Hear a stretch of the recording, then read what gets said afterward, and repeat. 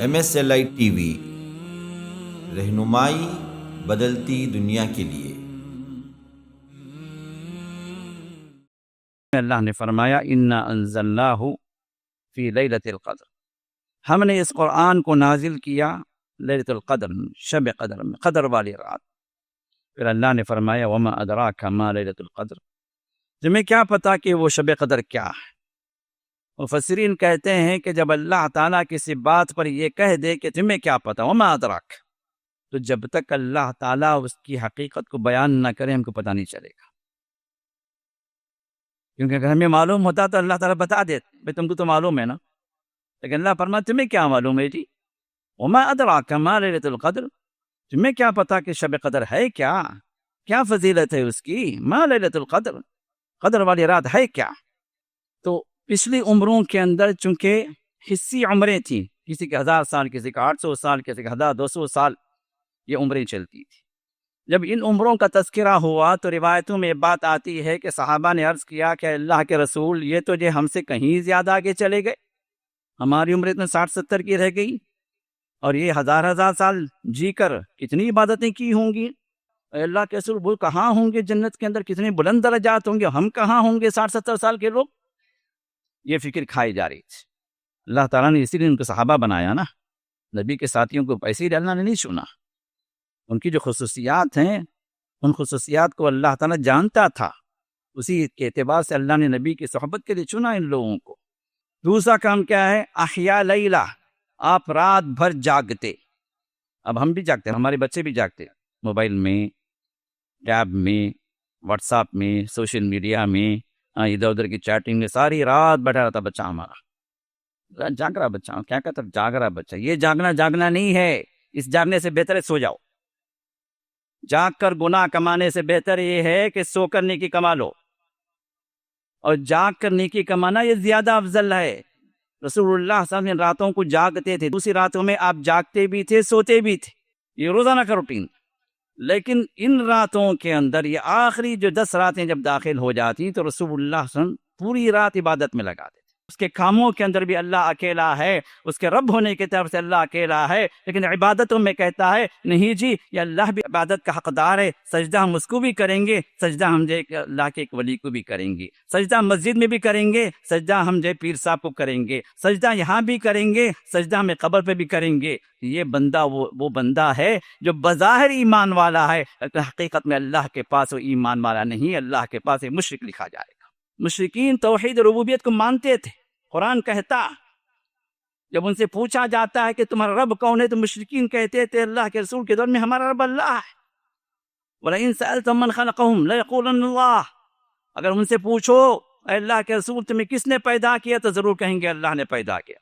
توحید ربوبیت میں بے ایمان نہیں تھے، بے ایمانی ان کی آئی تھی توحید الوہیت میں، عبادت میں گھٹالا کرتے تھے۔ رسول اللہ صلی اللہ علیہ وسلم دیکھیے اس امت کے لیے کتنے حریص ہیں، کتنے آپ نیکیوں کے خواہاں ہیں کہ امت کو نیکیاں مل جائیں، امت محروم نہ ہو اس خیر سے۔ تو رسول اللہ صلی اللہ علیہ وسلم کے بات اطلاع دی گئی پہلے کہ شب قدر رمضان میں ہے، کیونکہ رمضان میں قرآن نازل ہوا، تو رسول اللہ صلی اللہ علیہ وسلم نے پہلے 10 دن اعتکاف کیا، پھر فرمایا کہ ان 10 دنوں کے اندر نہیں ہے، وسط رمضان میں آپ نے اعتکاف کیا، بیچ کے 10 دن، بیچ کی 10 راتیں 11 سے 20 تک، پھر آپ نے امت کو بتلایا کہ ان 10 دنوں کے اندر بھی نہیں ہے، پھر آپ نے اس دنیا سے جانے تک آپ نے آخری 10 دن کو اپنے لازم پکڑ لیا، امت کو بھی آپ نے کہا کہ انہی 10 راتوں کے اندر تلاش کرو۔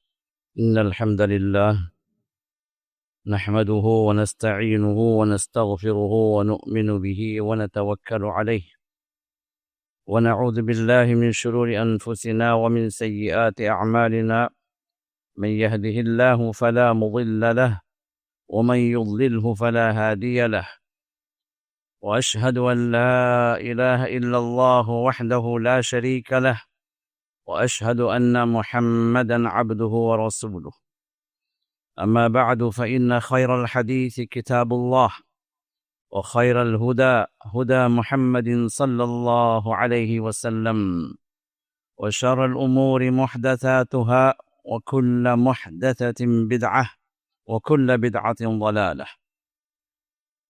فقد قال الله تعالى في كلامه العزيز. أعوذ بالله من الشيطان الرجيم. بسم الله الرحمن الرحيم.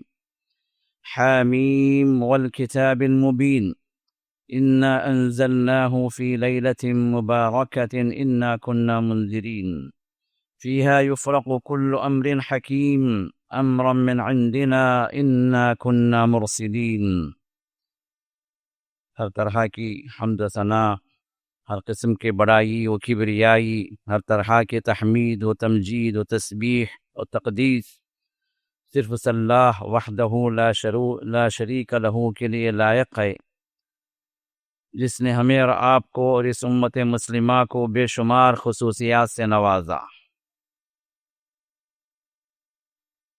قرآن جیسی عظیم ترین نعمت اس امت کو اللہ نے عطا کیا۔ محمد رسول اللہ صلی اللہ علیہ وسلم جیسے عظیم ترین نبی، امام الانبیاء، امام الرسل، جن پر قرآن کو اللہ نے نازل فرمایا، وہ نبی اللہ تعالیٰ نے ہمیں وہ شرف بخشا کہ ہم اس نبی کے امتی بنے۔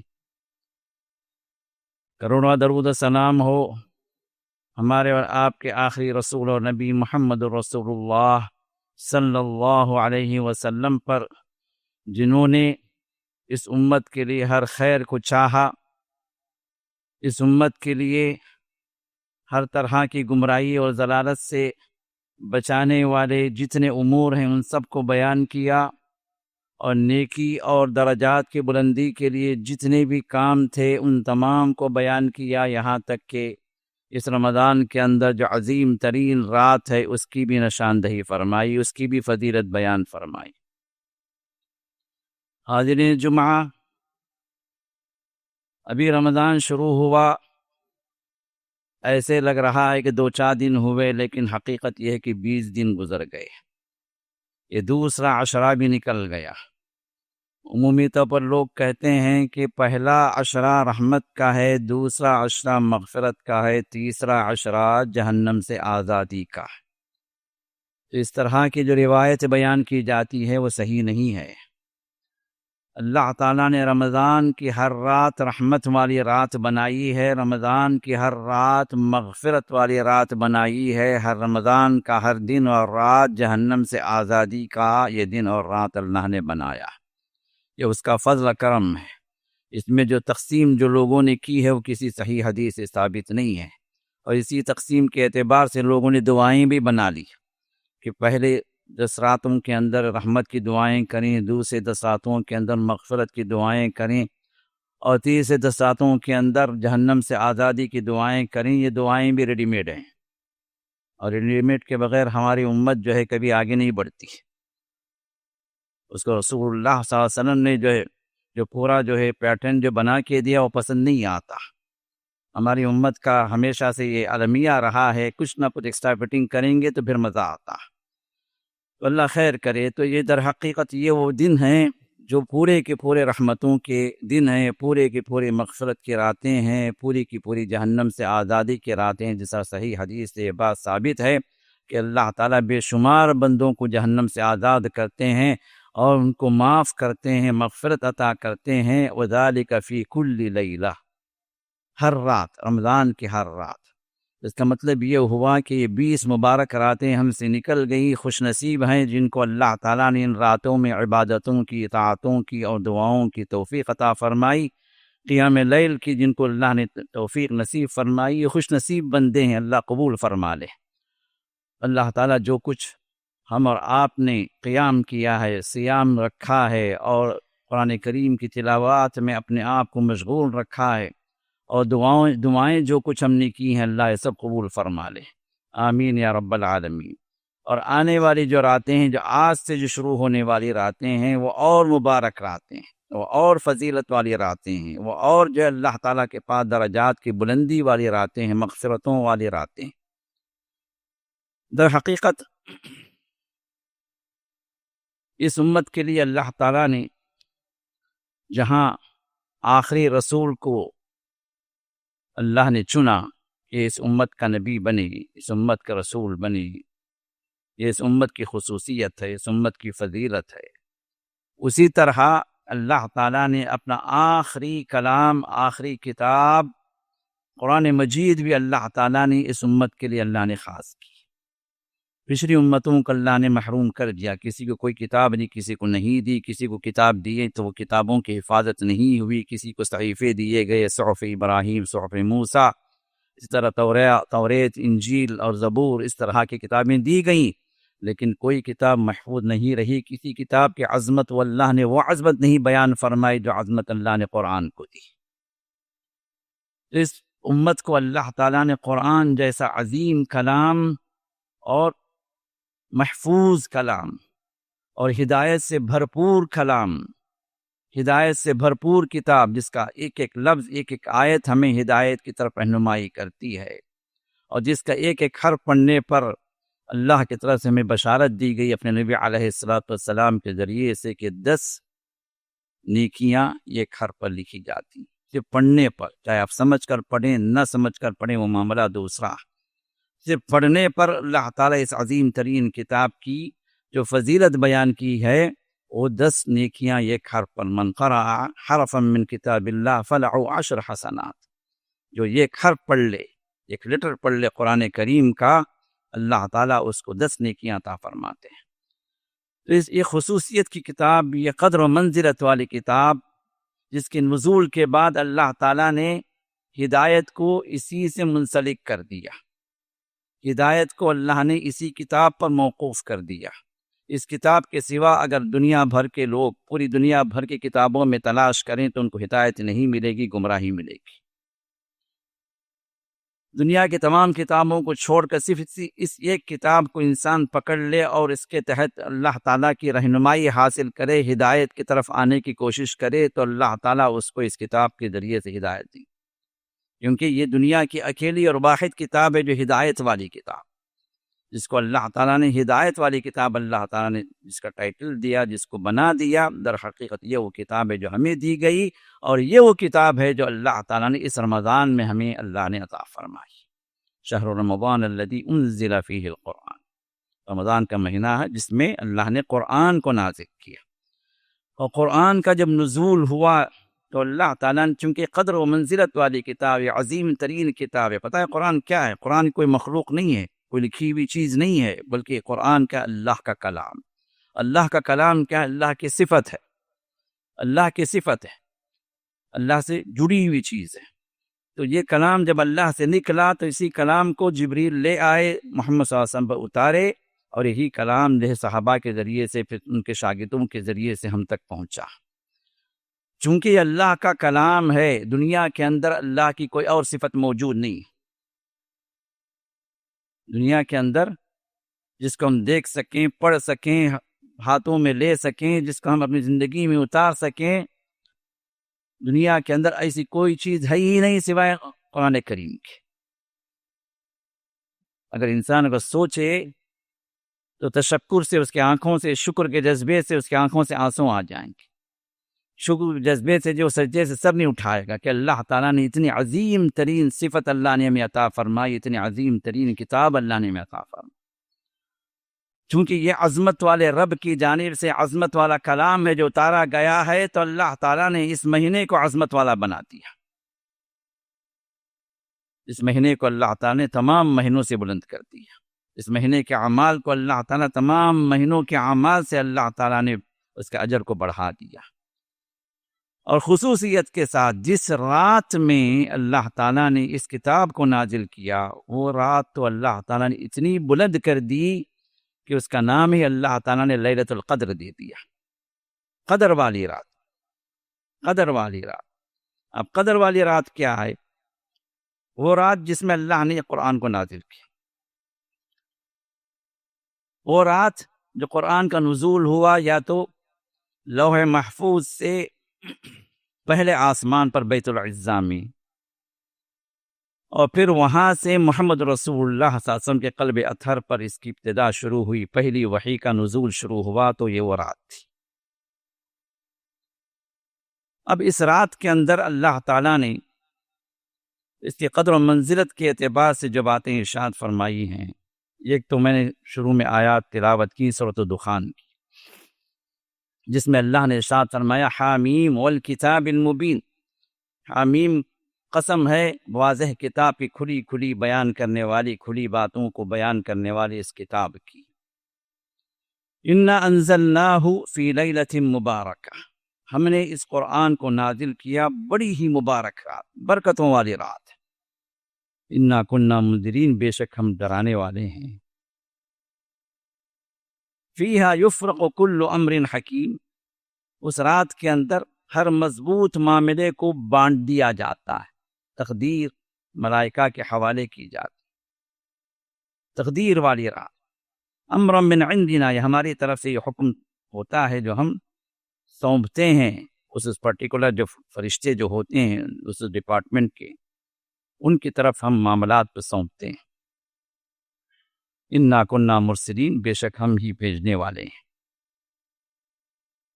اور اسی سلسلے میں اللہ تعالیٰ نے پوری ایک سورت کو نازل کر دی جس کو ہم سورۃ القدر کہتے ہیں، پوری سورت اسی ایک رات کے لیے۔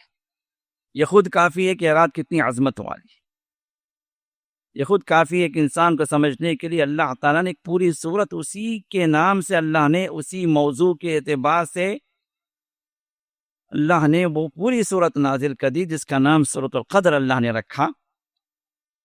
قرآن کریم کی جو نام ہے وہ بھی اللہ کی طرف سے، یہ بعد میں صحابہ نے رکھ لیے، جو لوگ کہتے ہیں غلط۔ اللہ ہی کی طرف سے سورتوں کی ترتیب بھی ہے، سورتوں کی آیات بھی ہیں، اور آیات کی ترتیب بھی ہے، سورتوں کی ترتیب بھی ہے، اور سورتوں کے نام بھی۔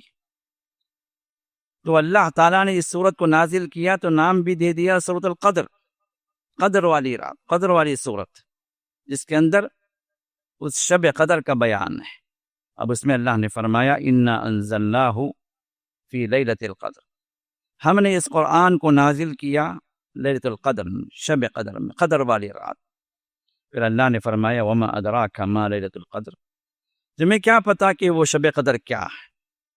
مفسرین کہتے ہیں کہ جب اللہ تعالیٰ کسی بات پر یہ کہہ دے کہ تمہیں کیا پتا، وما ادراک، تمہیں کیا معلوم ہے، تو مفسرین کہتے ہیں کہ جب اللہ تعالیٰ یہ سوال کر دیں کہ تمہیں کیا پتا، تم کو کیا معلوم، تو جب تک اللہ تعالیٰ اس کی حقیقت کو بیان نہ کرے ہم کو پتہ نہیں چلے گا۔ کیونکہ اگر ہمیں معلوم ہوتا تو اللہ تعالیٰ بتا دیتے، بھئی تم کو تو معلوم ہے نا، لیکن اللہ فرماتا تمہیں کیا معلوم ہے جی، وما ادراک ما لیلۃ القدر، تمہیں کیا پتا کہ شب قدر ہے کیا، کیا فضیلت ہے اس کی، ما لیلۃ القدر، قدر والی رات ہے کیا؟ تو اللہ تعالیٰ نے پہلی خصوصیت بیان فرمائی لیلۃ القدر خیر من الف شہر، قدر والی رات 1000 مہینوں سے بھی بہتر، 1000 مہینے، 1000 مہینوں کا مطلب پتہ ہے کیا ہوا؟ 30,000 دن، ایک مہینے کے 30 دن، تو 1000 مہینے کتنے بن گئے؟ 1000 into 30,000 ڈیز۔ ایک انسان اگر مسلسل عبادت کرے 30,000 دن، جو اس کے لیے ناممکن ہے، کیونکہ ایک دن کے اندر انسان کھاتا بھی ہے، سوتا بھی ہے، کام بھی کرتا ہے، اس کے ضروریات سے فارغ بھی ہوتا ہے۔ 24 گھنٹے کو اگر انسان بانٹے تو 8 گھنٹے سوتا ہے، 8 گھنٹے کام کرتا ہے، 3-4 گھنٹے جو اس کے دوسرے کاموں میں جو نکل جاتے ہیں، کھانے پینے میں، آنے جانے میں، تو کتنا بچا؟ مشکل سے 3 گھنٹے 4 گھنٹے اگر وہ دینا چاہے ہر دن عبادت کے لیے، مشکل سے 3 گھنٹے 4 گھنٹے دے سکتے، چلیے 6 گھنٹے بھی مان، 6 گھنٹے بھی بلوغت سے لے کر مرنے تک، اگر اس کا اللہ تعالیٰ نے 80 سال بھی اللہ نے عمر رکھی ہو، ہر دن اگر 6 گھنٹے کے حساب سے بھی اگر جو ہے وہ عبادت کرے تو بھی اس ایک رات کی عبادت کو نہیں پہنچ سکتا۔ اس ایک رات کی عبادت کو اللہ تعالیٰ جو اجر شمار کرتے ہیں وہ 1000 مہینے اور اس سے بھی بہتر، اللہ نے مہینوں کے 1000 مہینوں کے برابر ہے نہیں فرمائے، خیر من الف شہر، 1000 مہینوں سے بھی بہتر ہے۔ عمریں پرانے زمانے میں بڑی لمبی لمبی ہوتی تھی، قرآن میں بھی اس کا ذکر آیا۔ نوح علیہ السلام کی صرف دعوتی عمر کو اللہ نے فرمایا الف سنۃ الا 50 عاما، اپنے قوم کو جو دعوت دیتے نبی بن کر جو ان کی زندگی رہی، نبوت سے پہلے کی زندگی نہیں، نبی بننے کے بعد کی جو زندگی رہی، جو قوم کو دعوت دیتے رہے، اللہ تعالیٰ نے فرمایا کہ 1000 سال کم 50 کتنے ہوئے؟ 950 950 سال صرف دعوتی عمر رہی، نبی بن کر جو زندگی گزارے۔ تو نبوت سے پہلے کی عمر بعض روایات میں 1200 بتائی گئی۔ لمبی لمبی عمریں ہوتی تھیں، ہم تو سوچ بھی نہیں سکتے۔ 100 سال تک سنچری ماریں گے تو وہ خود ہی بہت بڑی بات ہے، وہ خود ہی لوگ تعریف کرتے ہیں، اللہ اللہ 100 سال کا تھے بھائی، 100 سال 100 سال کا تصور بھی کم ہو گیا۔ 60 کو بندہ ریچ کر گیا تو ہاں چل چلاؤ کا وقت ہے، پتہ نہیں کب جاتی ہیں، کیونکہ اللہ کے رسول نے فرما دیا نا، اعمار امتی بین 60 و 70۔ اللہ کے رسول نے ارشاد فرما دیا کہ میری امت کی عمر جو ہے 60 اور 70 کے درمیان، یہ ایوریج عمر رہے گی اور قیامت تک ہی چلے گا، اس سے کٹنے والی نہیں۔ یہ اور بات ہے کہ نئی نئی بیماریاں، نئے نئے حادثات، نئی نئی وبائیں انسان کو لے ڈوبتی ہیں، اس کی یہ ہمارے اعمال، ہمارے کرتوت کی سے اللہ تعالیٰ یہ سب چیزیں اللہ نازل کرتے ہیں، اللہ رحم فرمائے۔ لیکن عمومی طور پر ایوریج جو عمر ہے 60 اور 70 کے درمیان۔ لیکن بندے کو اللہ تعالیٰ یہ چاہتے ہیں، اس امت مسلمہ کا ایک فرد جو اللہ پر یقین رکھتا ہے، ایمان رکھتا ہے، نبی کو فالو کرتا ہے، اللہ فرماتے ہیں بندے تیری عمر تو ہم 1000 مہینے کے اعتبار سے ہم بڑھانا چاہتے ہیں۔ عمر جو بڑھتی ہے کبھی حسی ہوتی ہے، کبھی معنوی ہوتی ہے۔ حسی عمر کیا ہے کہ انسان لمبی عمر پاتا ہے، لوگ دیکھتے ہیں ہاں بھائی ماشاءاللہ 80 سال گزارے بھائی، میری خالہ کی عمر، میری دادی کی عمر 90 سال رہی بھائی، 100 سال گزار کے جو یہ انسان محسوس کرتا ہے 3 سال بندہ گزارا۔ بسا اوقات اللہ تعالیٰ جو ہے عمر حسی نہیں دیتے، عمر معنوی دیتے ہیں، برکتوں والی عمر دیتے ہیں، برکتوں والی عمر دیتے ہیں۔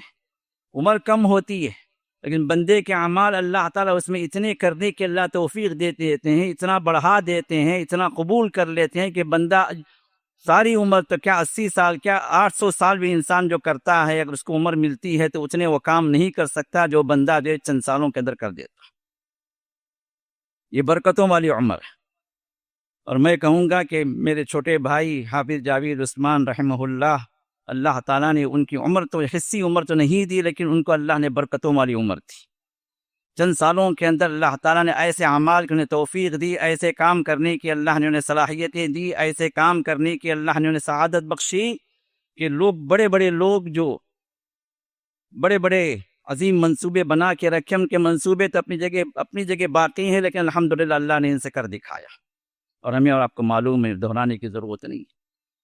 یہ برکتوں والی عمر ہے، یہ برکتوں والے اوقات ہیں، یہ برکتوں والے سال ہیں جو اللہ نے عمر جو بڑھائی برکتوں کے اعتبار سے۔ ہم کہتے ہیں بھائی بڑی جوانی میں چلے گئے، لیکن جوانی کے اندر جو کام کر گئے نا، اگر یہ برکتیں اگر نہ ہوتی تو 80 سال بھی اور گزارتے تو وہ کام نہیں کر پاتے، لیکن اللہ نے برکتیں رکھی ان کی عمر کے اندر، جو اللہ ہم سے لینا چاہا وہ کام اللہ نے لے لیا، پھر اللہ نے بلا لیا۔ اللہ رحم فرمائے، ان کے مغفرت فرمائے، اللہ تعالیٰ ان کے درجات کو بلند فرمائے، اللہ تعالیٰ ان کے اعمال کو قبول فرمائے، اور جو کچھ انہوں نے کیا ان کی میزان حسنات میں اللہ جمع فرمائے، اور ہمیں اور آپ کو توفیق عطا فرمائے کہ یہ جو نہج، جو منہج، جو توحید کا یہ علم انہوں نے بلند کیا ہے اس مسجد کے ذریعے سے، اللہ تعالیٰ ہمیں اس کو آگے بڑھانے کی توفیق عطا فرمائے، اور قیامت تک اللہ تعالیٰ اس توحید کی مینار پر اللہ قائم رکھے، آمین یا رب العالمین۔ تو پچھلی عمروں کے اندر چونکہ حصی عمریں تھیں، کسی کے 1000 سال، کسی کا 800 سال، کسی کا 1200 سال یہ عمریں چلتی تھی۔ جب ان عمروں کا تذکرہ ہوا تو روایتوں میں بات آتی ہے کہ صحابہ نے عرض کیا کہ اللہ کے رسول یہ تو جو ہم سے کہیں زیادہ آگے چلے گئے، ہماری عمر اتنے 60-70 کی رہ گئی، اور یہ ہزار سال جی کر کتنی عبادتیں کی ہوں گی۔ اب ہم بولیں گے کتنا کمایا ہوگا، کتنا جمایا ہوگا، یہ ہماری تھنکنگ ہے۔ صحابہ کی تھنکنگ کیا تھی؟ 1000 سال ایک بندے کو ملے ہیں تو اس نے کیا کیا ہوگا، کتنا کچھ کیا ہوگا عمل، رب کتنا راضی ہو گیا ہوگا ان سے، کتنی نمازیں پڑھی ہوں گی، کتنا صدقہ و خیرات کیا ہوگا، اے اللہ کے رسول وہ کہاں ہوں گے جنت کے اندر، کتنے بلند درجات ہوں گے، ہم کہاں ہوں گے 60-70 سال کے لوگ۔ یہ فکر کھائی جا رہی تھی۔ اللہ تعالیٰ نے اسی لیے ان کو صحابہ بنایا نا، نبی کے ساتھیوں کو ایسے ہی اللہ نے نہیں چنا، ان کی جو خصوصیات ہیں ان خصوصیات کو اللہ تعالیٰ جانتا تھا، اسی کے اعتبار سے اللہ نے نبی کی صحبت کے لیے چنا ان لوگوں کو۔ تو دنوں رات ان کی تھنکنگ یہ ہوتی تھی کہ رب کیسے راضی ہو جائے، کیسے نیکیاں ہماری بڑھیں، کون سے اعمال ہیں جو اللہ سے ہمیں قریب کرنے والے اعمال ہیں۔ جب پتہ چلا کہ بھئی ہزار سال لوگ گزار کے گئے ہیں تو پھر ان کی نیکیاں تو بہت پہاڑوں کے برابر ہوں گی، ہماری نیکیاں کیا ہوں گی؟ تو روایتوں میں بات بتلائی گئی کہ اللہ تعالیٰ نے اس امت کو جو فضیلت والی رات دی ہے اس کے بارے میں اللہ نے خوشخبری دی سورۃ القدر کی۔ عمریں تو تمہاری بڑی نہیں ہیں، لیکن ہم تمہارے لیے وہ فضیلت والی راتوں کو ہم لاتے ہیں کہ جس میں تمہارے اعمال بڑھ جائیں گے۔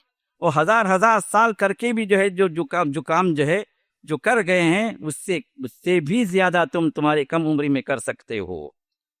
یہ ایک شب قدر تمہیں مل جائے 1000 مہینوں سے بھی بہتر ہے۔ 83 سال 4 مہینوں کی مسلسل عبادت، 83 years and 4 months اگر کوئی انسان مسلسل اللہ کی عبادت میں لگا رہے، بغیر کھائے، بغیر پیے، بغیر واش روم گئے، بغیر کچھ اور کام کرے، بغیر سوئے، بغیر جاب کرے، 24 گھنٹے اللہ ہی کی عبادت میں لگا رہا، 83 years 4 months and above، possible ہے؟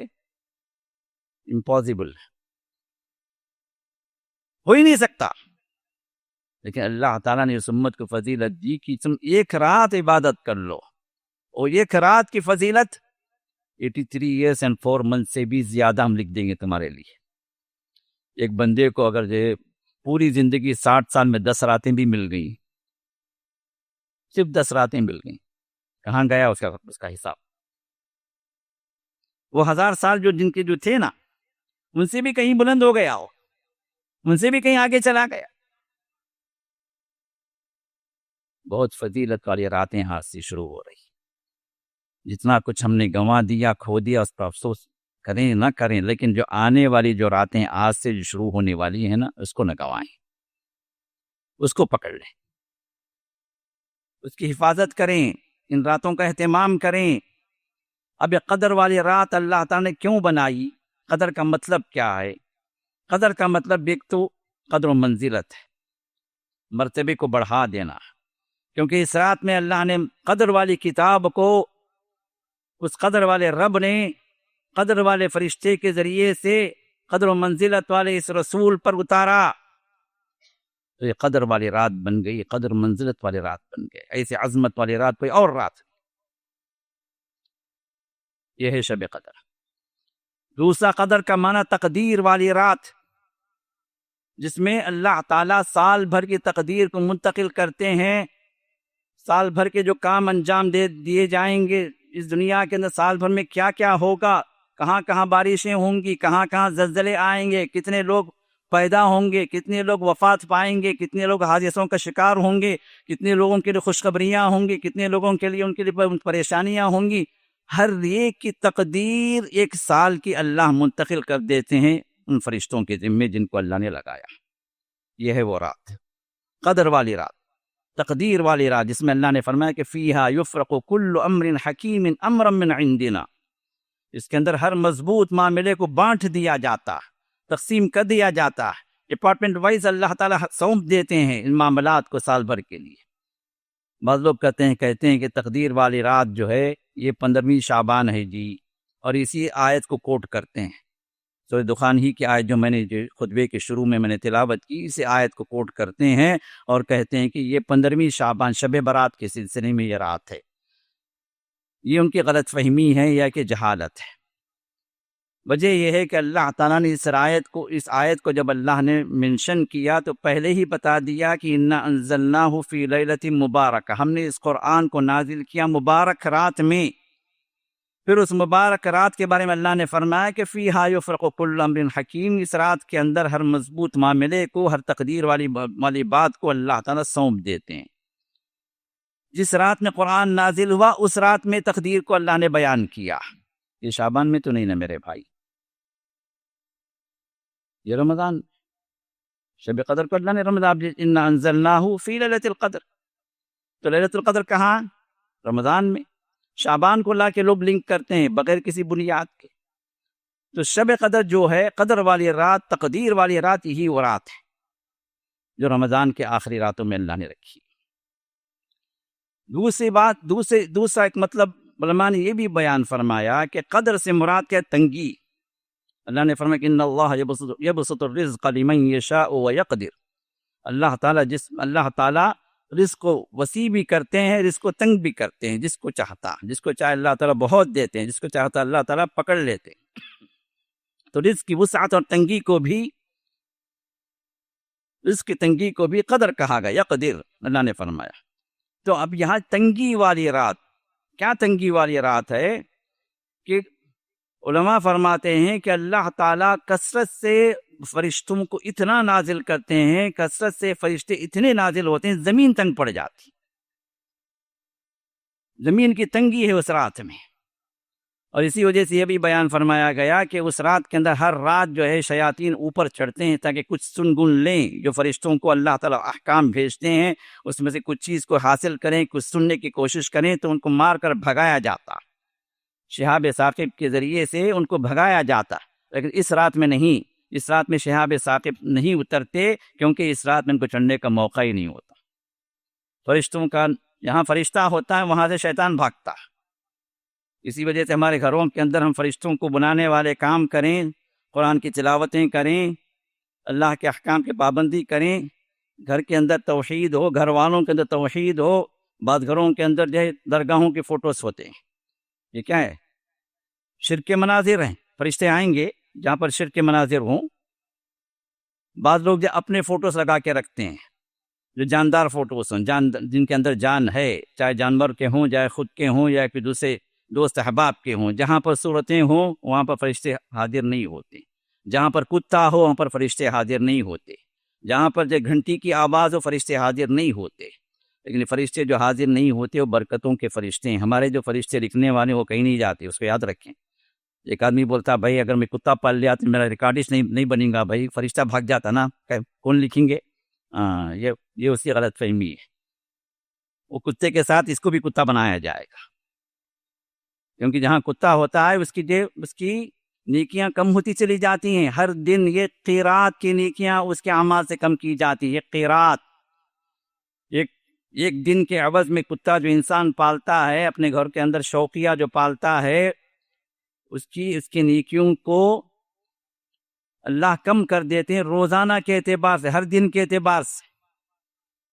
اور وہ کمی کیا ہوتی ہے؟ ایک قیرات، ایک دن ایک قیرات، مطلب قیرات جو ایک پہاڑ کے برابر۔ بعض روایت میں پوچھا قیرات کیا ہے، اللہ کے رسول کا مثل جبل احد، احد کے پہاڑ کے برابر کی نیکیاں جو اس سے ضائع ہو جائیں گی۔ اور سب سے پہلے اتنی نیکیاں ہم کریں تو نا، پہلے سے نیکیوں کا فقدان ہے، نیکیوں کے فقیر ہیں ہم لوگ۔ اب اس پر جو صحیح نیکیاں وہ بھی نکل جائیں۔ تو کہنے کا مطلب یہ ہے کہ جہاں فرشتوں کا نزول ہوتا ہے شیاطین وہاں سے غائب ہوتا ہے۔ اب جہاں پر فرشتے نہیں آتے تو پھر وہاں پر کون آئیں گے ان گھروں کے اندر؟ ظاہر سی بات ہے شیاطین۔ اب جہاں شیاطین آئیں گے اور تو شیاطین کام ہوں گے، وہاں پر اختلافات ہوں گے، وہاں پر جھگڑے ہوں گے، وہاں پر اللہ کو ناراض کرنے والے کام ہوں گے، وہاں پر سے برکتیں ختم ہو جائیں گی، لعنتیں اتریں گی، جو ہمارے گھروں کی حالتیں ہیں۔ اب انسان جو ہے کماتا ہے، کہتا ہے بھائی بہت کماتا ہوں، لیکن پھر بھی جو ہے گھر کے اندر برکت نہیں ہوتی، پھر بھی آخر میں قرض دار ہوتا ہوں، پھر بھی گھر میں پریشانیاں ہوتی، کوئی نہ کوئی پریشانی آتی جاتی ہے۔ میرے بھائی، حال اپنا غور کرنا، کمائی تیری کیسی ہے، گھر کے حالات کیسے ہیں، گھر کے اندر کیا برکتوں کو نازل کرنے والے، ان رحمتوں کو، فرشتوں کو اندر لانے والی چیزیں ہیں یا ان کو بھگانے والی چیزیں ہیں؟ انسان اگر اپنے حالات کو جائزہ لے، انالائز کرے تو یہ چیزیں واضح ہو جاتی ہیں۔ تو فرشتوں کا نزول جب کثرت سے اس رات میں ہوتا ہے تو شیاطین بھی جب ادھر ادھر بھاگ جاتے ہیں، تو اوپر سے شہاب ثاقب کا نازل کرنے کا مسئلہ باقی نہیں رہتا تو اس رات کے اندر۔ تو کثرت ملائکہ، فرشتوں کی کثرت اس رات کے اندر اللہ اتارتے ہیں زمین پر، اسی وجہ سے اس کو قدر کی رات کہا گیا۔ تو اب اس رات کے اندر، اب یہ رات ہے کیا کرنا ہے اس کے اندر، کیوں اس رات کو رکھا گیا؟ اللہ تعالیٰ کا یہ بے پناہ رحم ہے، کرم ہے، اس کی رحمت ہے کہ اللہ تعالیٰ ہمیں اجر میں بڑھانا چاہتے ہیں، پچھلی امتوں سے بھی اللہ میں بڑھانا چاہتے ہیں۔ تو اللہ کہتے ہیں کہ بندے اس ایک رات کے اندر تم راضی کرنے والے کام کر لے، قیام کر لے، تسبیحات، قرآن کی تلاوت، ذکر و اذکار، دین کو سمجھ میں آنے والے مجلسیں یا کتابیں یا قرآن کو ترجمے کے ساتھ پڑھنا، ان چیزوں کے ذریعے سے اس رات کو زندہ رکھا۔ رسول اللہ صلی اللہ علیہ وسلم جب ان راتوں میں داخل ہو جاتے، حضرت عائشہ فرماتی ہیں کان یجتہد فیہ ما لا یجتہد فی غیرہ، ان 10 راتوں میں رسول اللہ صلی اللہ علیہ وسلم اتنی محنتیں کرتے، اتنی عبادتیں کرتے جتنی عبادتیں آپ دوسرے وقت میں نہیں کرتے، اور 3 کام آپ کرتے۔ بخاری کی حدیث میں، مسلم کی حدیث میں یہ بات بھی آئی ہے، 3 کام آپ کرتے۔ شد مئزرہ، اذا دخل العشر شد مئزرہ، جب یہ 10 راتیں داخل ہو جاتی تو آپ اپنے تہبند کو کس لیتے، یعنی تیار ہو جاتے اس کے لیے۔ جیسے انسان اب اس میں داخل ہو رہا ہے، کسی مقابلے میں، ایک ریسلنگ میں داخل ہو رہا ہے، ایک میدان میں جو کھیل کے میں داخل ہوتا ہے، اپنی طور سے کیا ہوتا ہے، چاق و چوبند تیار کر لیتا اپنے آپ۔ تو رسول اللہ صلی اللہ علیہ وسلم تیار کر لیتے اپنے آپ۔ ایک اور روایت میں اپنی بیویوں سے الگ ہو جاتے، بیویوں سے ان ایام کے اندر کوئی رابطہ نہیں رہتا، بستری رابطہ۔ دوسرا کام کیا ہے، احیا لیلہ، آپ رات بھر جاگتے۔ اب ہم بھی جاگتے، ہمارے بچے بھی جاگتے، موبائل میں، ٹیب میں، واٹس ایپ میں، سوشل میڈیا میں، ادھر ادھر کی چیٹنگ میں، ساری رات بیٹھا رہتا بچہ ہمارا، جاگ رہا بچہ، کیا کہتا جاگ رہا بچہ۔ یہ جاگنا نہیں ہے، اس جاگنے سے بہتر ہے سو جاؤ۔ جاگ کر گناہ کمانے سے بہتر یہ ہے کہ سو کر نیکی کما لو، اور جاگ کر نیکی کمانا یہ زیادہ افضل ہے۔ رسول اللہ صلی اللہ علیہ وسلم راتوں کو جاگتے تھے، دوسری ایام کے دوسری راتوں میں آپ جاگتے بھی تھے، سوتے بھی تھے، کچھ دیر سو جاتے اور کچھ دیر عبادت کرتے، کبھی 2/3 رات عبادت کرتے، کبھی آدھی رات عبادت کرتے، کبھی 1/3 رات، 1/3 آف دا نائٹ آپ عبادت کرتے۔ 1/3 نائٹ سے کم نہیں آپ کی عبادت نہیں ہوتی۔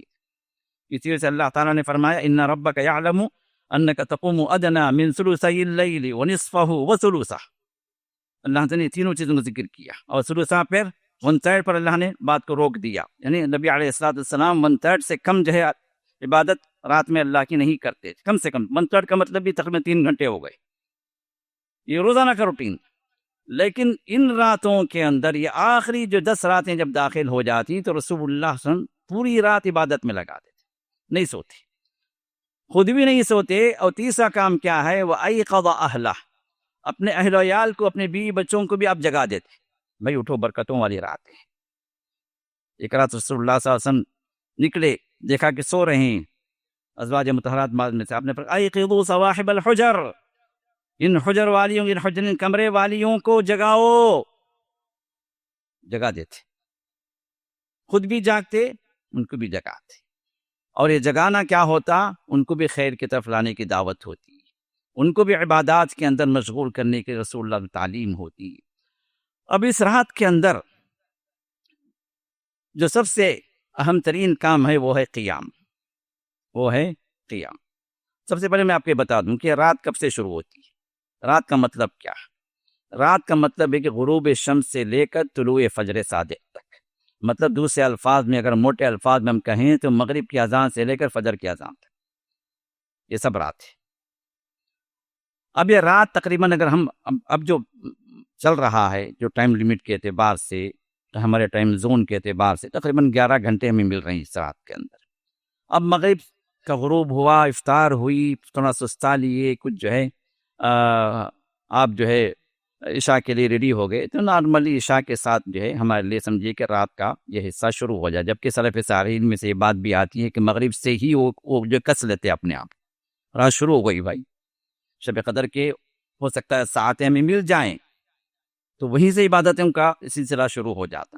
لیکن کم سے کم ہم جو ہے عشاء کی نماز کے ساتھ ہم تیار ہو جائیں۔ اب اس کے اندر کرنا کیا ہے، اللہ کے سن ارشاد فرمایا من قام لیلۃ القدر ایمانا واحتسابا غفر له ما تقدم من ذنبه،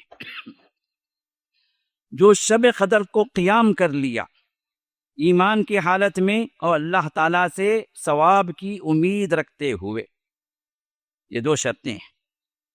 غفر له ما تقدم من ذنبه، اس کے تمام پچھلے گناہوں کو اللہ معاف کر دیتے، گناہوں کی مغفرت والی رات۔ اس ایک رات کی عبادت میں اللہ تعالیٰ ہمارے پچھلے تمام گناہوں کو معاف کرنا چاہتے ہیں۔ شرط کیا ہے؟ ایمان۔ اور اس سے پہلے کئی مرتبہ میں کہہ چکا ہوں، ایمان سے مراد ارکان ایمان، اور ارکان ایمان میں سب سے پہلے بلند ترین ایمان جو اساس ہے، جو بنیاد ہے، اللہ پر ایمان۔ اللہ پر ایمان میں سب سے بلند ترین بات ہے اللہ کے توحید کو قبول کر۔ جو بندہ ارکان ایمان کو گنواتا ہے، یہ بھی بولتا ہے کہ مجھے ارکان ایمان پر یقین ہے، اللہ پر بھی یقین ہے جی، فرشتوں پر بھی یقین ہے، کتابوں پر بھی یقین ہے، رسولوں پر بھی یقین ہے، یوم آخرت پر بھی یقین ہے، تقدیر پر بھی یقین ہے، 5-6 بھی ارکان ایمان میں جانتا ہوں، مجھے یقین بھی ہے۔ صبح و شام یقین ہے بولنے کے باوجود بھی اگر وہ اللہ کے ساتھ شرک کر رہا ہے تو وہ بے ایمان ہے۔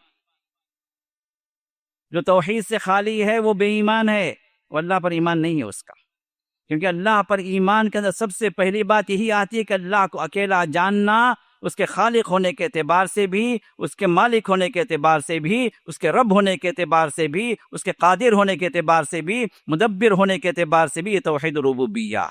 اسی طرح اللہ کو اکیلا جاننا، اس کے ناموں میں، اس کی صفتوں میں، اس کے کاموں میں، اس کی خصوصیات میں، یہ جو توحید اسماء و صفات ہے۔ اسی طرح اللہ تعالیٰ کو اکیلا جاننا، اللہ تعالیٰ کی تمام عبادتوں میں اللہ اکیلا حقدار ہے، چاہے وہ رکوع ہو، چاہے وہ نمازیں ہوں، چاہے وہ سجدے ہوں، چاہے جو صدقہ و خیرات ہوں، چاہے جو ہے جھکنا ہو، چاہے امیدیں رکھنا ہو، چاہے مصیبت میں پکارنا ہو، دعائیں کرنا ہو، قربانیاں کرنا ہو، منتیں مرادیں جو کرنا ہو، ان سب کا حقدار صرف اللہ تعالیٰ ہے، اللہ کے علاوہ کوئی نہیں ہے۔ عبادتوں میں اگر ایک انسان اللہ کو مان لیتا ہے، اس کے ناموں کے اندر بھی اللہ اکیلا ہے، اس کے کاموں کے اندر بھی اللہ اکیلا ہے، اس کے رب ہونے کی طرف سے اللہ اکیلا ہے، لیکن عبادتوں میں کہتا ہے نہیں جی یہ اللہ بھی عبادت کا حقدار ہے، سجدہ ہم اس کو بھی کریں گے، سجدہ ہم جو اللہ کے ایک ولی کو بھی کریں گے، سجدہ مسجد میں بھی کریں گے، سجدہ ہم جو پیر صاحب کو کریں گے، سجدہ یہاں بھی کریں گے، سجدہ ہمیں قبر پہ بھی کریں گے۔ یہ بندہ وہ بندہ ہے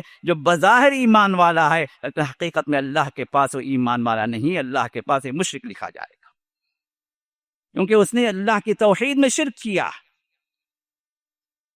مشرکین توحید ربوبیت کو مانتے تھے۔ قرآن کہتا جب ان سے پوچھا جاتا ہے کہ تمہارا رب کون ہے تو مشرکین کہتے تھے اللہ کے رسول کے دور میں ہمارا رب اللہ ہے۔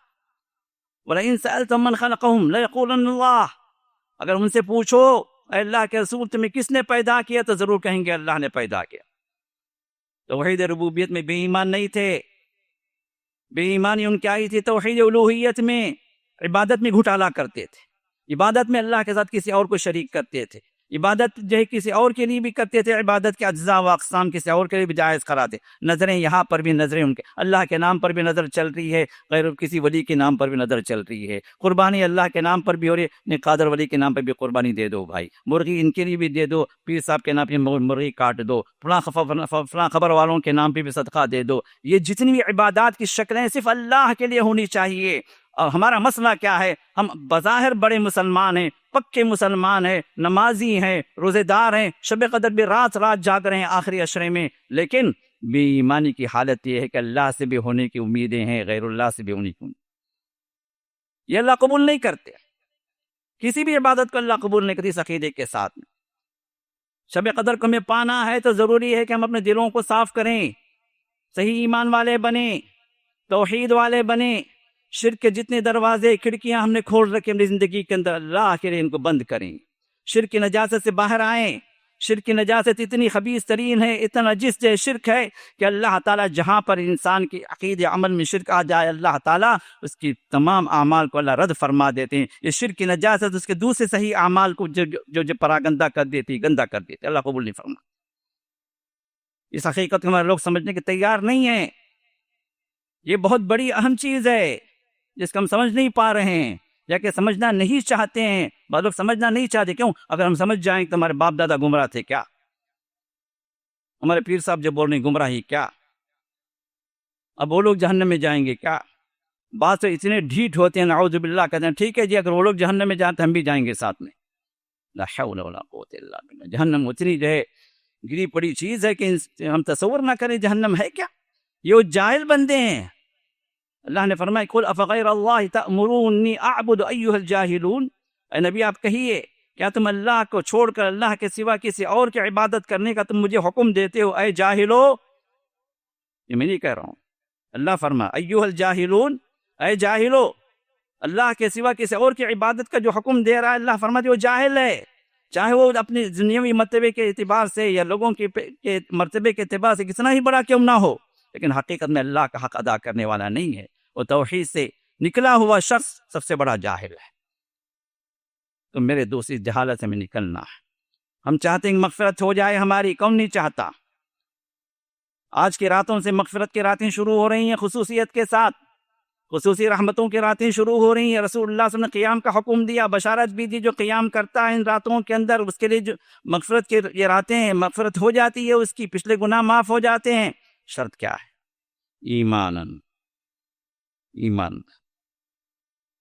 ایمان اور توحید کہیں جمع نہیں ہو سکتے، کفر و ایمان جمع نہیں ہو سکتے، شرک و ایمان جمع نہیں ہو سکتے، اس کو یاد رکھ لیں۔ ایمان کا مطلب یہ ہے کہ آپ شرک کی ہر چیز سے خالی ہوں، کفر کی ہر چیز سے خالی ہوں، نفاق کی ہر چیز سے خالی ہوں، یہ ایمان ہے۔ احتساباً، اور دوسری شرط کیا ہے؟ اللہ سے ثواب حاصل کرنے، روٹین کے اعتبار سے نہیں، سب جاگ رہے ہیں ہم بھی جاگ رہے ہیں، سب نماز پڑھ رہے ہیں ہم بھی پڑھ رہے ہیں۔ کیوں کر رہے ہو؟ مقصد کیا ہے؟ رب راضی ہو جائے، رب اپنی جنتوں کے دروازے ہمارے لیے کھول دے، رب ہمارے لیے مغفرت کا اعلان کر دے، رب ہمارے لیے جہنم کے دروازوں کو بند کر دے، یہ مقصد ہو اس عبادت کا، تو پھر وہ فضیلت بھی انشاءاللہ حاصل ہوگی۔ اور ہم دعا کرتے ہیں اللہ تعالیٰ ہم سبوں کو اللہ فضیلت حاصل فرمائے اور ہم سب کی مغفرت فرمائے۔ تو اس رات کے اندر در حقیقت اللہ کے رسول نے ارشاد فرمایا من حرم خیرہا فقد حرم، بد نصیب کون ہے، بدبخت کون ہے، شقی کون ہے؟ فرمایا کہ شقی تو وہ ہے جو اس رات کے خیر سے محروم کر دیا۔ ایک آدمی 20 دن بھی عبادت کیا اور 10 دن غافل ہو گیا، اللہ کے رسول کی حدیث کے مطابق کیا ہے؟ وہ بیچارہ بد نصیب ہے، کیونکہ یہ رات شب قدر ان راتوں کے اندر ہے، جب آنے والی رات 21 سے لے کر شروع، اور رسول اللہ صلی اللہ علیہ وسلم اسی رات کو پانے کے لیے اعتکاف کیا کرتے تھے۔ رسول اللہ صلی اللہ علیہ وسلم دیکھیے اس امت کے لیے کتنے حریص ہیں، کتنے آپ نیکیوں کے خواہاں ہیں کہ امت کو نیکیاں مل جائیں، امت محروم نہ ہو اس خیر سے۔ تو رسول اللہ صلی اللہ علیہ وسلم کے بات اطلاع دی گئی پہلے کہ شب قدر رمضان میں ہے، کیونکہ رمضان میں قرآن نازل ہوا، تو رسول اللہ صلی اللہ علیہ وسلم نے پہلے 10 دن اعتکاف کیا، پھر فرمایا کہ ان 10 دنوں کے اندر نہیں ہے شب قدر، ان 10 دنوں کے اندر نہیں ہے، پھر وسط رمضان میں آپ نے اعتکاف کیا، بیچ کے 10 دن، بیچ کی 10 راتیں 11 سے 20 تک، پھر آپ نے امت کو بتلایا کہ ان 10 دنوں کے اندر بھی نہیں ہے، پھر آپ نے اس دنیا سے جانے تک آپ نے آخری 10 دن کو اپنے لازم پکڑ لیا، امت کو بھی آپ نے کہا کہ انہی 10 راتوں کے اندر تلاش کرو، اور اس میں سے بھی رسول اللہ صلی اللہ علیہ وسلم نے یہ بھی فرمایا التمسوها فی اوتارها، اس کی جو طاق راتیں ہیں ان راتوں کے تلاش کرو۔ اب اس اعتبار سے صحابہ کے دور میں کبھی یہ رات عبداللہ بن انیس کی جو حدیث ہے اس کے اندر کبھی یہ رات 21ویں رات بنی جو صحابہ نے جو پایا، کبھی 21ویں رات تھی، کبھی جو 23ویں رات عبداللہ بن انیس کی حدیث ہے مسلم کے اندر 21ویں رات جو ہے اس کے اندر یہ بھی جو ہے بخاری کی روایت ہے جس میں 21ویں رات کو صحابہ نے شب قدر کو پایا۔ اسی طرح 27ویں رات کا بھی ذکر آتا ہے ابی بن کعب رضی اللہ عنہ کے ان کی اس روایت میں، اسی طرح ابو ہریرہ کی روایت میں مسند احمد کے اندر 29ویں رات کا بھی ذکر آتا ہے۔ تو لیکن جو بھی ہیں آخری راتیں ہیں، تو رسول اللہ صلی اللہ علیہ وسلم نے آخری 10 راتوں میں شب قدر کو تلاش کرنے کا حکم دیا۔ لیکن بات یہاں سمجھنے کی ایک ہے، ہم عام طور پر سمجھتے ہیں کہ شب قدر کا مطلب یہ جو ہے طاق راتوں میں تلاش کرنے کا حکم دیا گیا، تو طاق راتوں میں تلاش کریں، اور طاق راتیں ہمارے پاس کیا بنتی ہیں؟ 21 23 25 27 29 یہ طاق رات، باقی راتوں میں 22ویں 24ویں 26ویں 28ویں 30ویں ہم آرام کر لیتے، نہیں بھائی اس میں نہیں ہے، حقیقت میں غلط فہمی، حقیقت میں یہ غلط فہمی، اس لیے کہ ان تاخراتوں کا جب ذکر آیا، عبداللہ بن عباس کی حدیث اور بعض دوسرے صحابہ کی حدیث جو بخاری وغیرہ کے اندر ہے، آپ نے فرمایا کہ جب شب قدر کو تلاش کرو تو فرمایا تاسعۃ تبقى، 9 راتیں باقی رہ جائیں، سابعۃ تبقى، 7 راتیں باقی رہ جائیں، خامسۃ تبقى، 5 راتیں باقی رہ جائیں۔ باقی رہ جائیں مطلب آپ کاؤنٹ کہاں سے کرنا ہے؟ پیچھے سے کرنا ہے۔ پیچھے جو چاند نظر آئے گا 29 کا ہے یا 30 کا ہے، ہمیں اور آپ کو پتا ہے۔ جب 9 راتیں باقی رہ جائیں شب قدر ہوگی، جب 5 راتیں باقی رہ جائیں شب قدر ہوگی، جب 7 راتیں باقی رہیں شب قدر ہوگی۔ باقی رہ جائیں تو کاؤنٹنگ پیچھے سے چلنا ہے، اور ہمیں اور آپ کو نہیں پتا کہ مہینہ 30 کا ہوگا یا 29 کا ہوگا۔ 29 کا اگر ہے تو پھر ہماری جو کاؤنٹنگ جو چل رہی ہے نا 21، 23، 25، 27، 29 یہ صحیح ہے۔ اگر 30 کا اگر چاند اگر ہو گیا تو پھر 9 راتیں جو باقی رہتی ہیں 22، 7 راتیں جو باقی رہتی ہیں وہ 24، 22 میں رات، 24 رات، 26 میں رات، یہ جو ظروف راتیں ہیں یہ بھی شمار ہوں گی، یہ مراد ہوگی۔ اسی سے علامہ ابن تیمیہ رحمہ اللہ نے کہا کہ جو صرف تاخراتوں کے اعتبار سے 21ویں، 23ویں اس طرح کی عبادتیں کرتے ہیں، ان سے عین ممکن ہے کہ جو راتیں جس کے بارے میں اللہ کے رسول نے فرمایا کہ جو ہے 9 راتیں باقی رہ جائیں تو شب قدر ہوگی، 5 راتیں باقی رہ جائیں شب قدر ہوگی، 7 راتیں باقی رہ شب قدر ہوگی، پھر اس بندے سے وہ خیر عظیم چھوٹنے کا زیادہ امکان۔ تو معلوم یہ ہوا کہ رسول اللہ نے فرمایا التمسوها فی العشر الاواخر، آخری 10 راتوں کے جس کو تلاش کرو، تو تلاش ہماری جو 21ویں رات سے لے کر چاند نظر آنے تک ہونا ہے۔ کوئی رات بھی اہمیت سے کم نہیں ہے۔ یہ نہیں کہ 21 کر لے کے 22 کو سو جائیں، 23 کو عبادت کر کے 24 میں سو جائیں، یہ سونے والے کہیں ایسا نہ ہو کہ شب قدر سے سو جائیں۔ تو لہٰذا ابھی 10 راتیں باقی رہ گئی ہیں، ہمیں اور آپ کو چاہیے کہ تھوڑا سا ہم جو ہے اپنے آپ کو تیار کر لیں محنت کے لیے، رت جگائی جو قرآن کے اعتبار سے قرآن کریم کی تلاوت ہو، یا ذکر و اذکار میں مشغول ہونا ہو، یا اسی طرح نمازوں کے اندر جو کھڑے رہنا، لمبے لمبے قیام کرے، نماز کے اندر کھڑا ہونا ہو، اسی طرح جو صدقہ و خیرات ہو، جو عبادتیں اللہ کے رسول نے کی ہیں ان ایام کے اندر ان عبادتوں کریں۔ بعض لوگ کیا سمجھتے ہیں کہ بھئی دور سے جو اچھے جو اعمال ہیں ان کو بھی کرنا چاہیے اس رات کے اندر، صلہ رحمی کرنا ہے، بہرحال جو پوسٹ ہوتے ہیں، بھائی اگر آج ایک رات میں آپ فون کر کے خیریت دریافت کر لے کسی رشتہ دار سے تو گویا 83 سال 4 مہینے آپ جو ان کے ساتھ جو صلہ رحمی کرنے کا اللہ اجر دیتے ہیں۔ کہاں سے لائے بھائی؟ منمانی نہ کریں، یہ عبادات ہے۔ عبادات آپ کو وہی کرنا ہے جو اللہ کے نبی نے کیا۔ عبادات کے اندر ہماری اپنی مرضی نہیں چلے گی۔ رسول اللہ نے کیا کیا اس رات کے اندر؟ آپ نے قیام کیا، عبادتیں کی ہیں، ذکر و اذکار آپ نے کیا ہے، اور جو ہے لوگوں کو جو آپ خیر کی تعلیم آپ نے دی ہے، تسبیحات ہیں، دعائیں ہیں، اور سب سے اہم ترین کے دعاؤں کی رات ہے۔ دعائیں کریں، دعاؤں کی قبولیت کی راتیں ہیں، فرشتوں کے نزول کی راتیں ہیں، ساری رات اللہ نے فرمایا سلام ہی حتی مطلع الفجر، سلامتی کی رات ہے جب تک فجر طلوع نہ ہو جائے، جب تک سحری کا وقت ختم نہ ہو جائے، سلامتی کی رات ہے۔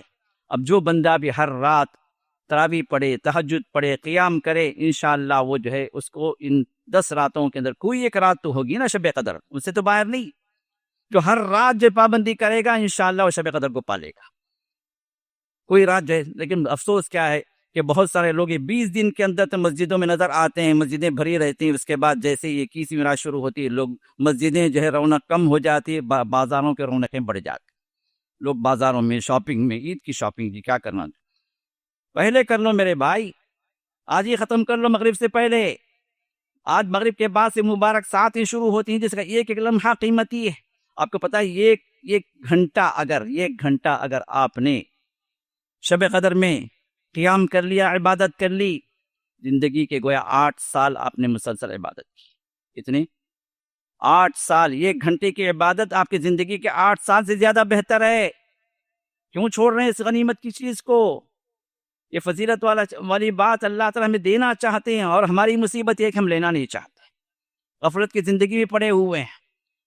تو لہٰذا یہ جو ساعتیں ہیں، یہ جو راتیں آج سے شروع ہو رہی ہیں، رسول اللہ نے اعتکاف بھی اسی مقصد سے کیا ہے کہ راتیں مل جائے، یہ شب قدر آپ کو حاصل ہو جائے، اور اعتکاف کرنے والوں کے لیے بھی یہی مقصد اللہ نے رکھا، اللہ کے رسول نے رکھا ہے، تو لہٰذا جو اعتکاف نہ کر سکے کم سے کم ہر رات قیام کرے، ہر رات جو ہے وہ اللہ کی عبادت میں اپنے آپ کو مشغول رکھنے کی کوشش کرے، جتنا ہو سکے جاگ کر رات کی رت جگائی کرے، لیکن خیر میں رت جگائی کرے، عبادتوں میں رت جگائی کرے۔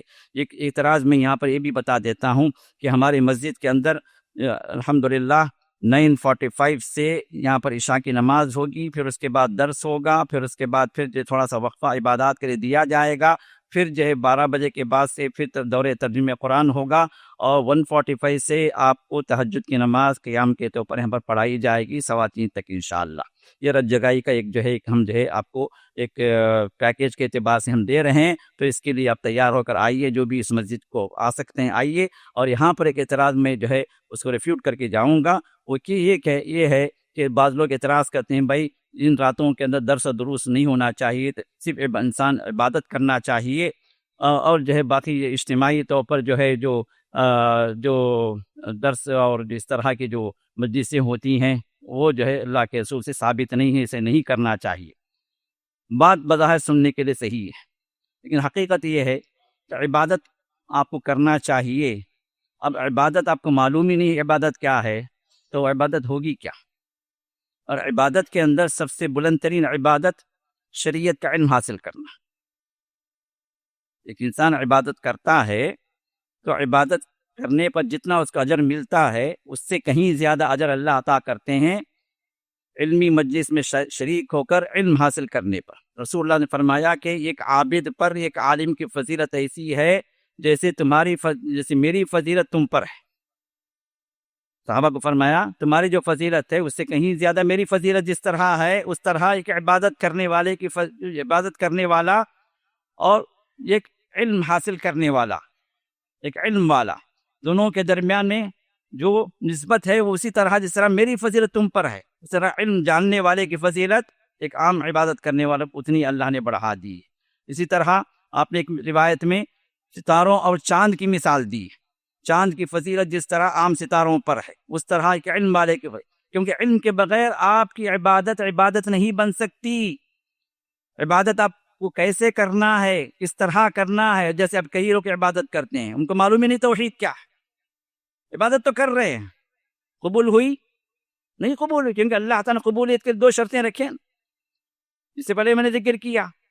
بندے کو معاف کرنے کے اللہ تعالیٰ دیکھتے ہیں کہ پہلے اس کے نام اعمال میں شرک ہے تو اللہ تعالیٰ معاف نہیں کرتے۔ ایک بندہ دوسرے بندے سے کٹا ہوا ہے، قطع رحمی کیا ہوا ہے، رشتوں کو کاٹا ہوا ہے، ایمان والے کسی اور ایمان والے سے نفرت بغض حسد پالا ہوا ہے، اللہ فرماتے چھوڑ دو اس کو جب تک کہ معاملہ سدھرنا چاہے۔ یہ علم کہاں سے ملے گا؟ یہ علم کے بغیر آپ عبادت کرتے چلے جا رہے ہیں، ساری رات عبادت کر رہے ہیں، شرک کے جو آپ کے عقیدے موجود ہیں، آپ اس سے توبہ نہیں کیے، استغفار نہیں کیے، تو پھر وہ عبادت کہاں سے عبادت بنے گی؟ تو عبادات کو صحیح انداز سے کرنے کے لیے علم چاہیے، شریعت پر عمل کرنے کا علم چاہیے۔ ان مبارک راتوں کے اندر ہم کچھ دیر مجلس رکھتے ہیں اس کی سمجھانے کے لیے، موعظت کی مجلس ہے، آپ کے عبادات اور ابھارنے کی مجلس ہے، قرآن سے قریب کرنے کی مجلس ہے، یہ عبادت کے اندر سب سے اہم ترین عبادت ہے۔ پھر آپ کو جو ہے اکیلے طور پر عبادت کرنے کے لیے بھی اس میں وقفہ دے دیا جاتا ہے، گھنٹہ 1 گھنٹہ جو ہے آپ کو دے دیتے ہیں، آپ انفرادی طور پر عبادت کریں، نمازیں پڑھیں، دعائیں کر لیں، تو انشاءاللہ یہ خیر والا جو ہے یہ سلسلہ انشاءاللہ جاری رہے گا ان ساری راتوں کے اندر، اور ان ساری راتوں میں کوشش کریں کہ استغفار کثرت سے ہو، ہماری توبہ زیادہ ہو۔ مغفرت کی راتیں ہیں، پتہ نہیں کس وقت وہ گھڑی آ جائے کہ توبہ اللہ ہمارے قبول فرما لے، تو کثرت سے استغفار کریں، کثرت سے جو اللہ تعالیٰ سے توبہ کرتے رہیں، گناہوں کی معافی مانگتے رہیں، یا عزم کر لیں کہ اے اللہ ان راتوں کے اندر تو مجھے معاف کر دے، اب اس کے بعد والے جو ایام ہیں اے اللہ تیرے گناہوں کی طرف نہیں جاؤں گا، یہ عزم کر کے اللہ سے توبہ کریں، یہ صادق توبہ صادقہ ہوگی، اللہ قبول فرمائیں گی۔ اللہ تعالیٰ ہم سب کو توفیق عطا فرمائے۔ اللہ تعالیٰ مبارک جو ہے ایام اللہ تعالیٰ ہمارے لیے اللہ تعالیٰ خوش نصیبی والے ایام بنا دے، مغفرت والے ایام بنا دے، برکتوں والی راتوں کو اللہ تعالیٰ ہمیں نصیب فرمائے۔ ان راتوں کے اندر عائشہ کی ایک روایت بھی جو عام طور پر مشہور ہے، عائشہ نے فرمایا اے اللہ کے رسول میں ان راتوں کو شب قدر کو پالوں تو کیا دعا کروں؟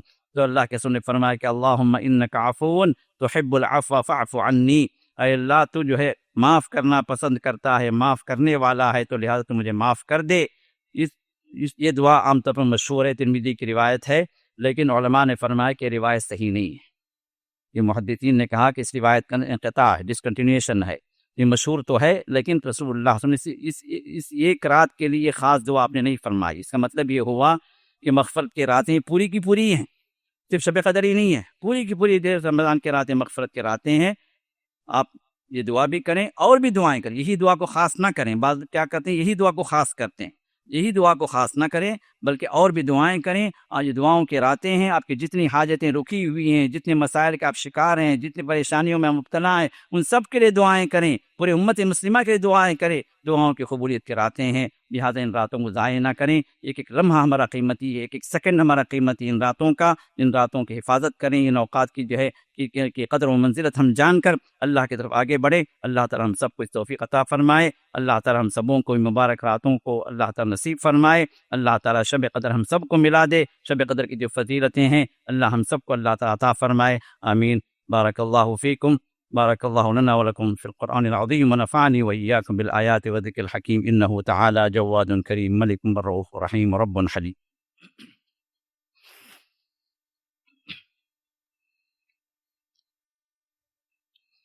الحمد لله على إحسانه والشكر له على توفيقه وامتنانه، وأشهد أن لا إله إلا الله وحده لا شريك له تعظيما لشأنه، وأشهد أن محمدا عبده ورسوله الداعي إلى رضوانه، صلى الله وسلم عليه وعلى آله وصحبه وإخوانه وسلم عليه تسليما كثيرا كثيرا. أما بعد، فقد قال الله تعالى في شأن حبيبه وخليله: إن الله وملائكته يصلون على النبي يا أيها الذين آمنوا صلوا عليه وسلموا تسليما. اللهم صل على محمد وعلى آل محمد كما صليت على إبراهيم وعلى آل إبراهيم إنك حميد مجيد، وبارك على محمد وعلى آل محمد كما باركت على إبراهيم وعلى آل إبراهيم إنك حميد مجيد. اللهم أعز الإسلام والمسلمين، وأذل الشرك والمشركين، ودمر أعداء الدين، واحم حوزة الإسلام يا أرحم الراحمين. اللهم فرج هم المهمومين من المسلمين، ونفس كرب المكروبين، وقض الدين عن المدينين، واشف مرضانا ومرضى المسلمين، وارحم موتانا وموتاهم أجمعين برحمتك يا أرحم الراحمين. ربنا تقبل منا صيامنا وقيامنا ودعواتنا وصالح أعمالنا، إنك أنت إنك أنت التواب الرحيم.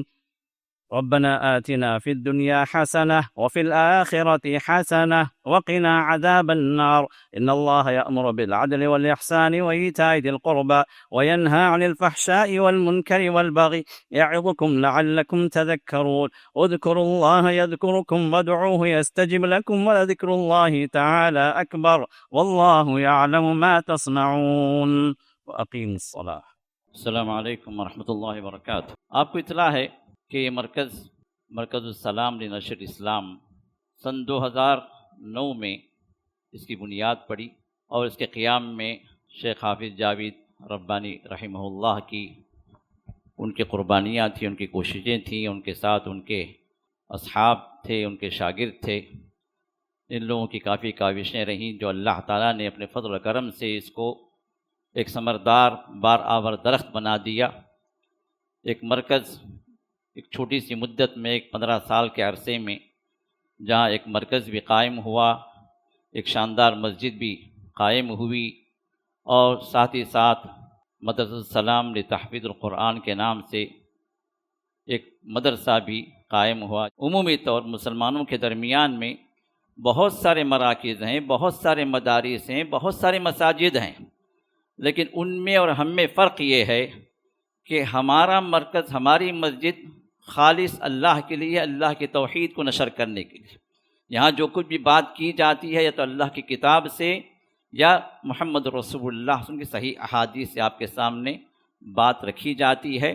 قائم تو آپ لوگوں نے کیا ہے، آپ لوگ آباد کر رہے ہیں، الحمدللہ یہاں نمازیں پڑھ رہے ہیں، لیکن اس مرکز کی آواز دور دور تک پہنچ رہی ہے، پورے عالم کے اندر، چاہے آسٹریلیا ہو، UK ہو، US ہو، کینیڈا ہو، الحمدللہ بہت سارے لوگ ہیں جو اس مرکز کی آواز کو سن رہے ہیں، توحید کی آواز کو سن کر اللہ تعالیٰ نے توحید کی طرف اللہ تعالیٰ ہدایت سے نواز رہا ہے۔ یہ مرکز الحمدللہ اسی راہ پر گامزن ہے۔ اللہ سے ہم دعا بھی کرتے ہیں کہ اللہ تعالیٰ ہمیں اسی راہ پر قائم رکھے۔ جو بات مجھے عرض کرنی ہے وہ یہ کہ میں نے کہا کہ اس مرکز کا ایک سیکشن ہے، مسجد کا ایک سیکشن ہے، اور السلام کا مدرسے کا ایک سیکشن ہے۔ تو اس اعتبار سے اخراجات بھی کافی لمبے چوڑے چل رہے ہیں۔ مسجد کا جو خرچ ماہانہ جو آ رہا ہے ہمارے پاس، اس میں میڈیا بھی شامل ہے، ٹیکسز بھی شامل ہیں، لفٹ وغیرہ کے جو اخراجات شامل ہیں، ایڈمن کے آفس شامل ہے، یہ اخراجات جو بھی ہیں وہ جو 90,000 پر منتھ آ رہا ہے۔ اور مسجد کے اعتبار سے جو مینٹیننس ہے، مسجد کا اسٹاف ہے اور مسجد کا مینٹیننس ہے، یہ 90,000 ہے۔ الحمدللہ کچھ تعاون کر رہے ہیں کرنٹ بل کے سلسلے میں۔ ابھی ماہ رمضان ہے، کچھ لوگوں نے تعاون کیا، افطار وغیرہ کے روزانہ کا جو خرچ آ رہا ہے اس معاملے میں تعاون کر دیا۔ الحمدللہ تعاون چل رہا ہے۔ اس کے باوجود بھی یہ اخراجات وہ ہیں جو ہمارے لیے اوور برڈن ہیں۔ مسجد کے لیے آپ جو ہے صدقات و خیرات استعمال کریں، زکوٰۃ کا استعمال نہ کریں۔ اور اسی طرح مرکز جو ہے، مرکز کے اعتبار سے جو اخراجات جو چل رہے ہیں ہمارے پاس، وہ جو ہے تقریباً جو 93,000 ہیں مراکز کے لیے، اور مدرسوں کے لیے علماء نے فتویٰ دیا ہے کہ آپ زکوٰۃ بھی استعمال کر سکتے ہیں۔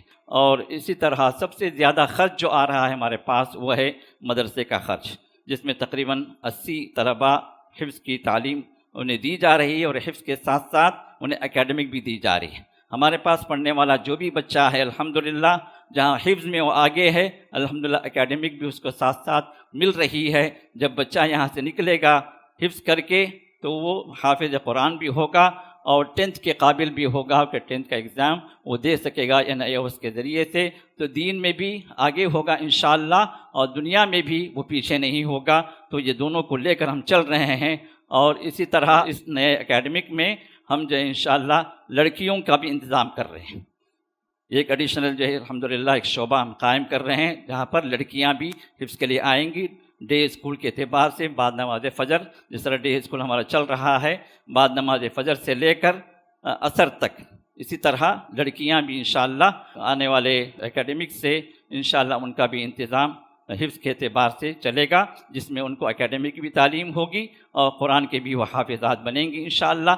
مقصد یہ ہے کہ ہمارے بچے جو ہے وہ دین پر آ جائیں، حافظ قرآن بن جائیں، ساتھ ساتھ ان کو اسکول کی تعلیم بھی برابر ملے، یہ مقصد ہے۔ تو اس اعتبار سے فیسز پر ہم زیادہ زور نہیں دیتے، لیکن ہم آپ سے اپیل کرتے ہیں کہ جو بھی جو اس معاملے میں تعاون کر سکتا ہے، اگر ایک بچے کو بھی کوئی اسپانسر کرنا چاہے تو وہ کر لے سکتا ہے۔ بورڈنگ کے بچے کو اسپانسر کرنا چاہے تو 8,000 ہے، اور جو ہے اسی طرح ڈے اسکول کے بچے کو اسپانسر کرنا چاہے تو 5,000 ہے ماہانہ۔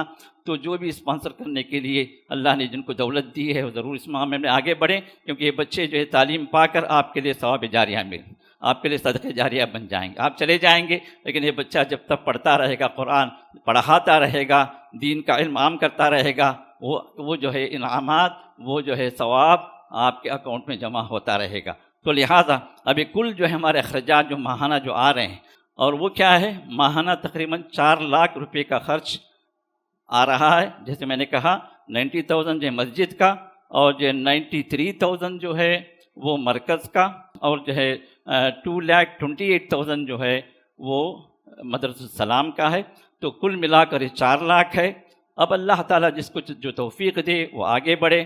ہمارے تینوں اکاؤنٹ الگ الگ ہیں، مسجد کا اکاؤنٹ الگ ہے، مرکز کا اکاؤنٹ الگ ہے، اور اسی طرح جو ہے مدرسے کا اکاؤنٹ بھی الگ ہے۔ تو اس اعتبار سے آپ جس میں بھی تعاون کرنا چاہیں آپ کے لیے دروازہ کھلا ہے۔